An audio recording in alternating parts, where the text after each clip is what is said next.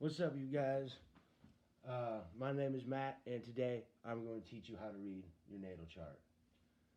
So, in order to get your natal chart, go online to one of the many chart generators on there. I choose one called alab.com. That's ALABE.com. And it gives you this nice wheel with exactly what you need, along with a wonderful key right there that lets you know just what this is. So we're going to start by breaking this down from the very beginning, which is that little line right there. Think of this line as the equator of the Earth, and this line right here represents the Earth's axis.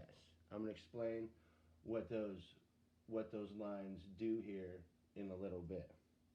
So this is a think of this as a backwards compass. This is your eastern horizon. This is your western horizon, and everything as the Earth rotates, everything rises up over our eastern horizon, rises up throughout the sky, hits the midheaven, and then begins to descend. And that right there is known as your descendant, and that marks the western point in the horizon.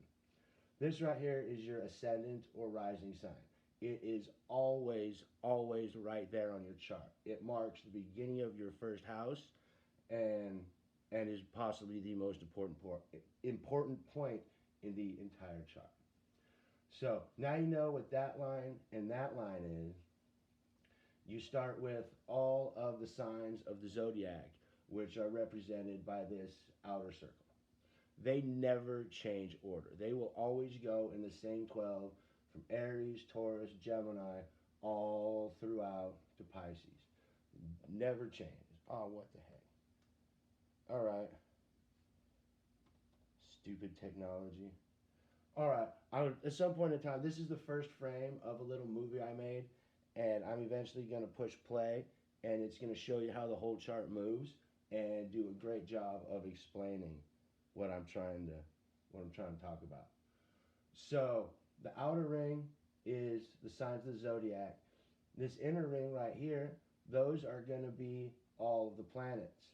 You'll have the sun, the moon, all their correlating symbols are down here, so you know which one is which. And those do move. Those travel throughout the zodiac in a certain way at various speeds. The moon is the fastest, and it will travel 13 degrees. I'll explain what a degree is here in a minute. It travels about 13 degrees in a day, whereas the sun, which our calendar is based off of, it travels at about 1 degree a day. So now I will explain the degrees. There are 360 degrees in a circle.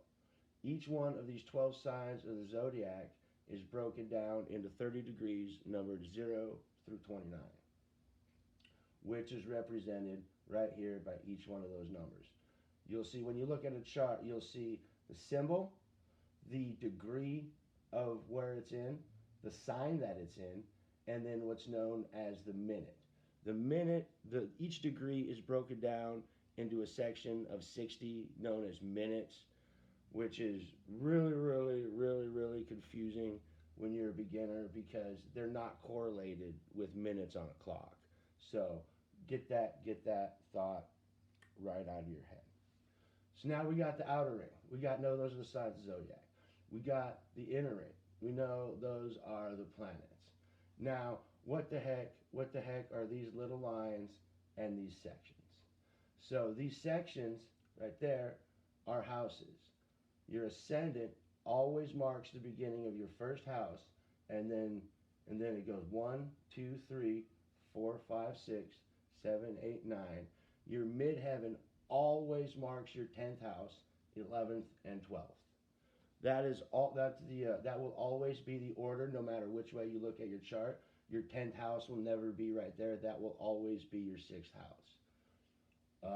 They change in size, and of course, sign as everything rotates. And you'll see once I get the movie started what I'm talking about. These lines are another thing about houses is they each have their own sign and planet ruler, and each of the signs correlates with the zodiac. So Aries rules the first house, Taurus rules the second house, Gemini rules the third house, Cancer, and then so on throughout the signs. That won't change. The planets also have their own rulership for each house, and it correlates with whatever sign rules the house. So the two planets that rule Aries rule that house. You know, the planets that rule Taurus rule that house, and Gemini, Cancer, and so on. So those are the houses. All right. Next thing is going to be those little lines in there. Those little lines are the meat and potatoes of the natal chart. They're known as aspects, and they are what give you your personality traits. You know, whether you're calm, whether you're mellow, whether you're talkative, whether you're not talkative. A full natal report is going to be about 20 to 30 pages long. So each one of those lines is represented by a 2-paragraph explanation, which is going to get me into my next thing, which is this thing right here. This is a 410-page book I wrote about how to interpret one of these things. So once you learn the basic structure and how to calculate an aspect, you take your aspect interpretation book. If you already have one, good, go ahead and read that. I suggest going online and picking up mine. And what you do is once you can calculate which transit is and you can figure out the name of each one of those little lines, you look it up in the book and it'll tell you the explanation for each one of the aspects. So let's figure out how to calculate an aspect.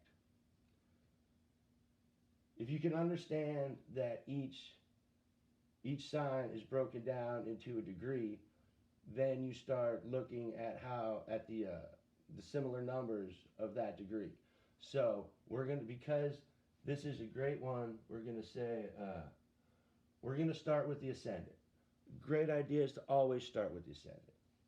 So another thing you have to do is you have to learn the names of each, not necessarily learn the names, but understand the distances for each aspect.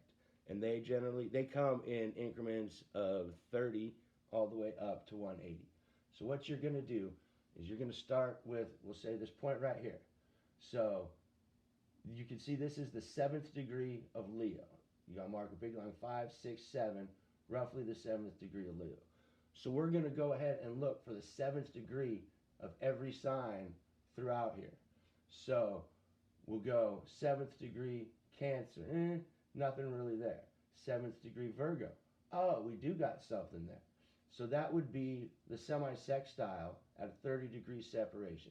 That's actually considered one of the minor aspects. The 30-degree and the 45-degree separation, they're classified as minor. I think that, yeah, they're minor plus. They can be rather important, especially when the aspect is tight. And they are very, very important if other planets are involved. So you start with the ascendant. So the ascendant in Mars, that would have the semi-sextile aspect. Then you would go to a 60-degree separation. So you would go to the 7th degree of Gemini. Nothing there. 7th degree of Libra on the other side. Nothing there. So you don't have any sextiles. And you continually do that throughout each one of the other planets, and you'll get an idea of your natal birth chart. Now what I'm going to do is I'm gonna hit play on my video, and it's going to put this whole wheel in motion, and it's going to start to make a little more sense just how a natal chart is constructed. This video is set at October 25th, 2013 at 12 a.m. in my hometown of where I was living at the time, Bellingham, Washington. And when I put, you can see the sun is right here. This is the rising point. So remember, the sun at midnight, you can't see the sun. It's down here. You know, a good thing to think about, anything above this line is what you can see with your naked eye. Anything below this line is what you can't see in the sky. So you push play, and you see how the wheel starts to rotate. Bam, here we stop. We'll stop right there at roughly 9 a.m. So at 9 a.m. on October 25th, the sun had moved from here to here. So before it was in the third and fourth house area, and now it's in the 12th and 11th house area. Notice how the aspects didn't really change either. All they did was rotate from house to house. Another thing to look at is the movement of the midheaven. This represents the wobble of the earth, and as we rotate, we don't have a consistent point in the sky. We do. It's called the North Star, and we wobble around it. But there's a lot of movement out there, and that line going back and forth represents that. And I'll stop right there. Again, notice how this midheaven is right there in relationship to your ascendant, that eastern horizon right there. And now, as the sun set, this is now, I can't really read, it looks like 8 o'clock p.m. On the 25th, and now the sun has set. These are all the other planets, and they move again. They move at their different speeds. So I'm going to keep on playing. Again, the sun, that symbol right there, comes up in the morning, rises up till it hits that midheaven, and then it starts to set, and oh, now it's dark out. We're going to start this thing over. This is just a little 30-second snippet I made a while ago. So what we're going to look at now is the movement of the moon. Look at this right here, and I believe that says 13th degree. It's blurry on the TV. It's blurrier on the TV than it is on the camera, actually. So moon is in the 13th degree of Cancer in the 35th minute. Push play. You see how that number is increasing?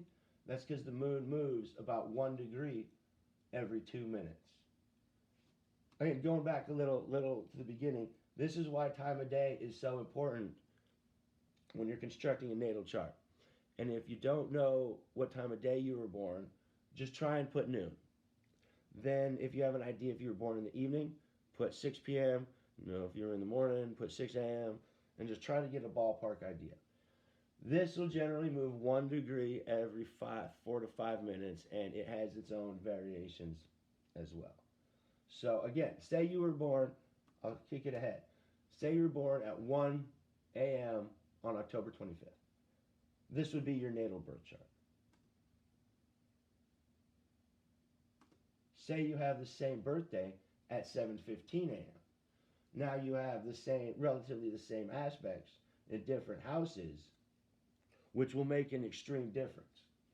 Those houses will change the effects of each aspect depending on which planet and which sign they are in, which is something I will explain in a more advanced chart reading type thing.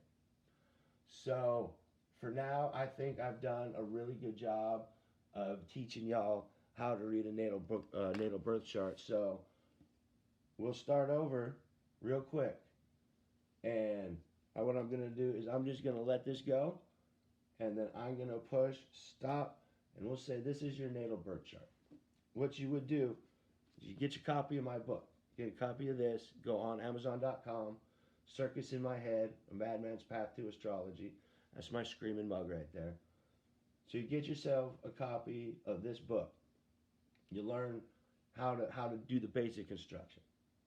Now we're going to start with, let's find something that's easy. How about the moon and Jupiter right there? You go up there and you start with the conjunction because that's the easiest aspect to identify. You would say, okay, I'll take that back. That's aspects. Let's start with the beginning. Right there, your ascendant. Again, I screwed up. I didn't start at the beginning. You start there, your ascendant in Scorpio. You would look in the book, my ascendant is in Scorpio. Then you would go and you would either start with the sun or the moon, whichever one you want. Let's go with the moon. So you look at the moon and it is in the 18th degree of Cancer. You would look up, okay, Cancer sun sign. Now you have interpretation of your ascendant and your moon sign. Then you would look up what house it's in. And this is the 1, 2, 3, 4, 5, 6, 7, 8th house. So you would look in the book, moon in the eighth house, and you would get the interpretation of that. And then you would move on to the aspects. You see the conjunction of Jupiter. These lines will tell you what aspects you're looking for. Like if you see lines going from the moon to right there, they're usually aspect lines are usually correlated in different colors. The blue ones are the trines and the sextiles. The red ones are the oppositions and the squares. The green ones are known as the inconjunctions, which gets kind of confused. One's 150, the other's exactly aligned. And once again, it's all explained in the book that you're going to want to have in your hand to read over and over and over and over. So, with that said, I think I'm just going to go ahead and let y'all go.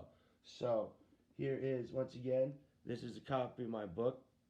If you get it and support my videos and my astrology show, there will be more to come. Once you can't do nothing with transits or any kind of personal day-to-day astrology until you learn your natal chart. So, once again, I'll just go ahead, watch this thing spin. I think it's kind of cool. Took me a while to make it. So, with that said, I hope you all enjoyed the video, and there'll be more to come. Gardening, photography, all sorts of everything is totally rad to the moon cycle. So, see y'all later. Bye.